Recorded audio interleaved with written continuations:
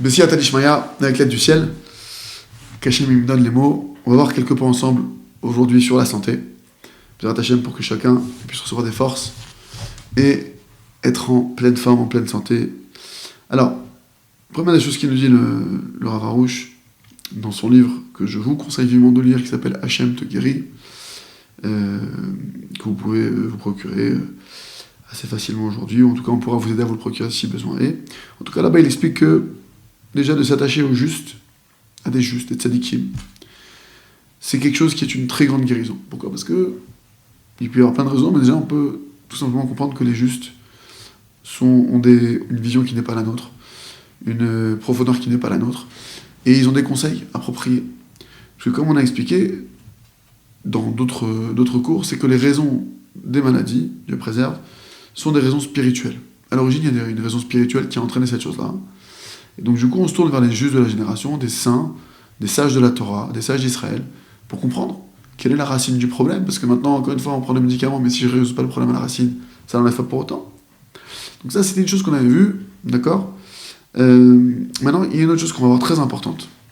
Il y a un fondement très important à savoir, d'accord, dans tout le sujet de la santé, de la guérison, c'est de savoir qu'un homme, il doit, premièrement, une des choses qu'il doit faire, c'est changer ses mauvaises habitudes.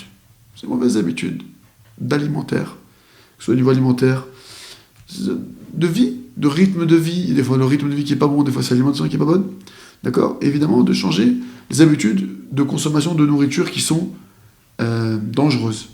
Des nourritures qui sont tout simplement reconnues comme dangereuses pour la santé. Parce que il faut comprendre une chose, quand on parle maintenant, quand on vous dit que la guérison, elle provient de Dieu, d'accord ? C'est Hachem qui guérit, c'est Hachem qui gère ce monde, d'accord ? Donc et que l'essentiel de la guérison, on nous dit que, puisque c'est Dieu, alors l'essentiel de la guérison, c'est quoi alors ? Puisque c'est lui qui envoie le problème et c'est lui qui envoie la solution, qu'est-ce que Dieu attend de nous essentiellement ? Il attend de nous qu'on se tourne vers lui en prière, il attend de nous qu'on fasse tchouva, qu'on se repente de la mauvaise voie. Il peut maintenant, quand on entend ça, il peut y avoir une erreur qui peut se glisser. C'est quoi cette erreur ?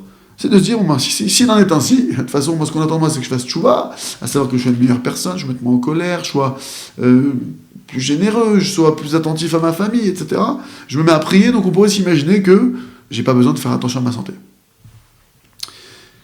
En se disant, tout simplement, tout est entre les mains de Dieu, de toutes les façons. C'est pas parce que je vais manger ça ou ça que ça va changer quelque chose. En réalité, évidemment, bien que tout est sous le contrôle absolu de Dieu, que ce soit au niveau spirituel comme au niveau matériel, un homme, pourtant, il doit de toutes les façons s'éveiller lui-même dans les deux dimensions.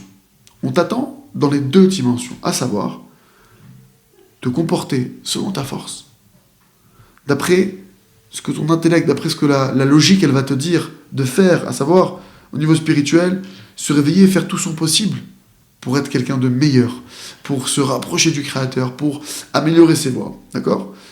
Et si vraiment, véritablement, la personne, elle a fait de son mieux, elle fait de sa possibilité, elle étudie comme elle peut, elle prie comme elle peut, elle prend des engagements au fur et à mesure, d'accord ? Alors, véritablement, cette personne, elle peut dire, je m'appuie sur Hachem. Moi, j'ai fait ma part, alors maintenant, je m'appuie sur Hachem pour le reste. Et effectivement, elle va faire ça, et elle ne doit pas maintenant s'abattre dans son esprit, même si elle voit que dans les résultats, bien que j'essaie de me rapprocher d'Hachem, je ne vois pas de résultats. C'est pas grave, moi j'ai fait ma partie. Je sais qu'Hachem va m'aider. Je sais qu'Hachem ne va pas me laisser tomber. D'accord ? Mais même au niveau matériel, c'est pareil. C'est-à-dire qu'un homme, il est obligé maintenant de faire tout son possible pour préserver sa santé. Arrêter de fumer, si c'est un fumeur. De consommer trop d'alcool si c'est un consommateur. Il doit se mettre en route. Évidemment, la consommation d'excès d'alcool, à l'excès d'alcool, ça endommage la santé, évidemment. Les drogues, bien sûr que ça endommage la santé. La cigarette, bien sûr, on le sait. D'accord ? Donc, d'après maintenant, la logique, d'après ce que mon intellect, il me dit, de dire non, ça c'est pas quelque chose de bien. Je dois faire mon mieux pour changer ces mauvaises habitudes. Et il faut savoir, quelque chose de très important, c'est que quand quelqu'un il va changer, quand un homme il change, ces mauvaises habitudes qui sont dévastatrices, qui sont endommageantes, qui endommagent son corps du préserve, et qui commence à prendre de bonnes habitudes, manger plus sainement, ça s'appelle aussi faire tchouva. Quelqu'un qui fait ça, c'est aussi ça s'appelle aussi qu'il est en train de se repentir.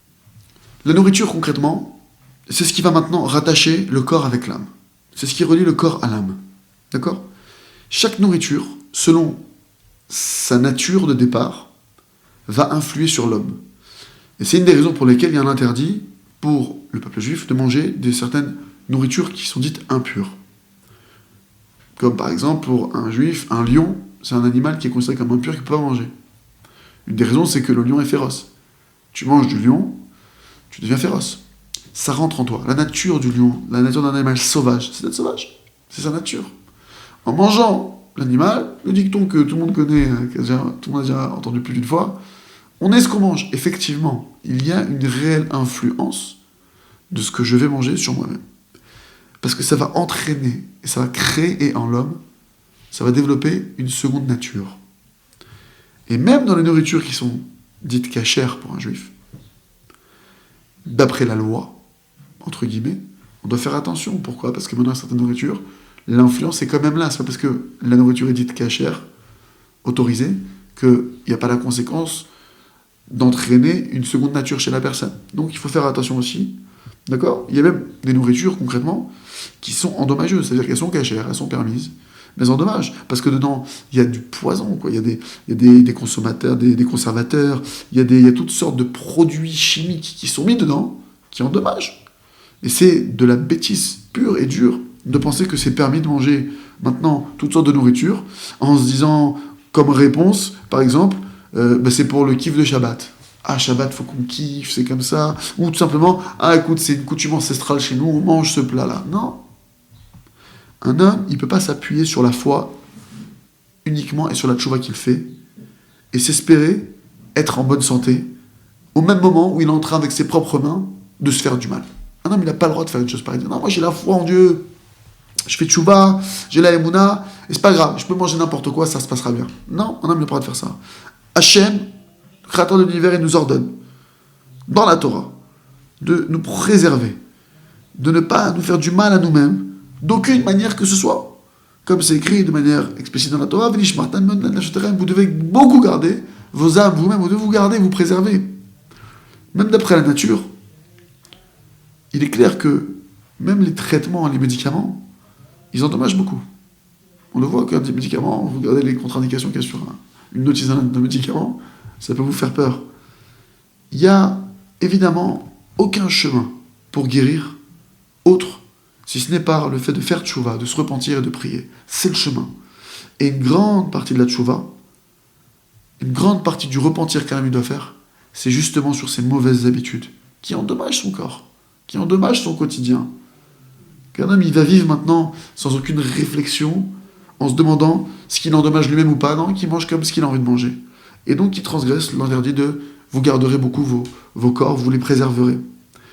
Il y a un conseil qui est donné, qui a aidé beaucoup de personnes pour guérir. Il y a une bénédiction à faire pour un juif quand il sort des toilettes, pour remercier Dieu que tous ses orifices fonctionnent correctement et qu'il a pu se soulager sans aucun problème. Cette bracha, c'est la bracha d'Achayatzar.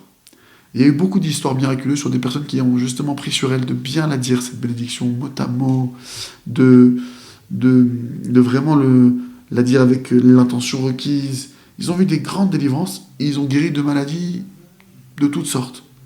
Il faut faire cette bracha, cette bénédiction, c'est bien de la faire sur un écrit, d'avoir le texte devant soi, de la dire mot à mot, de la dire avec la bonne intention, avec vraiment une grande concentration, et avec l'aide d'Hachem.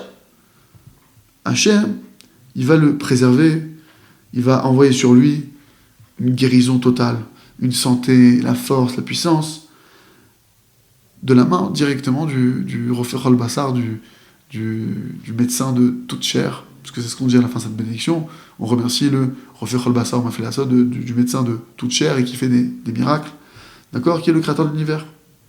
Donc, en conclusion, il n'y a pas de maladie sans raison, c'est vrai. Il y a un créateur de l'univers, et il y a un ordre qui est mis sur terre, un ordre spectaculaire, incroyable, qui est mis en place par le créateur. Le seul sur terre qui déroge à cet ordre, qui entraîne des problèmes, c'est l'homme. Donc, Bezrat Hashem nous aide à prendre des bonnes habitudes de nourriture, une bonne alimentation, que chacun fasse le bilan, de voir comment est-ce qu'il peut faire, Et évidemment, ne pas oublier que s'il y a des choses que je vois que j'arrive pas à m'arrêter de manger, j'ai besoin de sucre, j'ai besoin de ci, j'ai besoin de ça, de demander à Hachem de l'aide. Lui demander de l'aide pour qu'il nous aide à changer nos habitudes. Chazak, Vénit Razek.